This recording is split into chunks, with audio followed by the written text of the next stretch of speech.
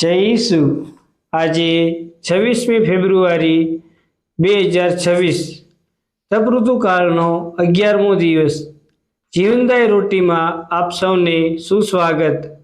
સંત ફ્રાન્સિસનું જીવન આજે આપણે શુભ સંદેશ માથી 6:19-24ને સમજવા માટે જીવંત ઉદાહરણ આપે છે। તેઓ એક ધનિક વેપારીના પુત્ર હતા। યુવાનીમાં તેમને સંપત્તિ, પ્રતિષ્ઠા અને આનંદની કોઈ કમી નહોતી, છતાં તેમના હૃદયમાં ખાલીપો હતો। જ્યારે તેમણે ઈસુના શબ્દો સાંભળ્યા, પૃથ્વી પર નહીં, સ્વર્ગમાં તમારો ખજાનો એકત્ર કરો, ત્યારે તેમનું જીવન સંપૂર્ણ રીતે બદલાઈ ગયું। તેમણે સમજી લીધું કે ભૌતિક સંપત્તિ ક્ષણિક છે, આજે છે, કાલે નથી। પૈસા, વૈભવ અને આરામ હૃદયને સાચી શાંતિ આપી શકતા નથી। તેથી તેમણે સ્વેચ્છાએ ગરીબી, પ્રાર્થના અને સેવા ભરેલું જીવન પસંદ કર્યું।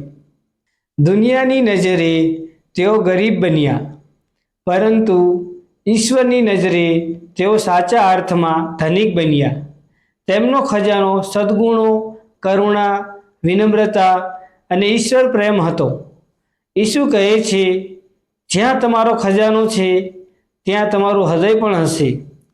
જો આપણું હૃદય માત્ર ભૌતિક બાબતોમાં બંધાયેલું હોય તો આપણે ચિંતા અને અસંતોષમાં જીવીએ છીએ, પરંતુ જો આપણું હૃદય ઈશ્વરમાં સ્થિર હોય તો સાચો આનંદ અને શાંતિ મળે છે।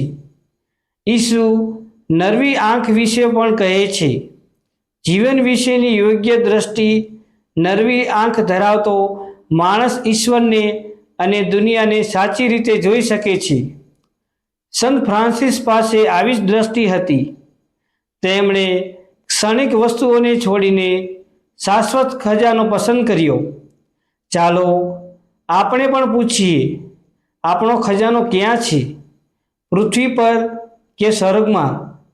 સાચી સંપત્તિ ઈશ્વર સાથેનો જીવંત સંબંધ છે, અને એ જ શાશ્વત છે। આમીન।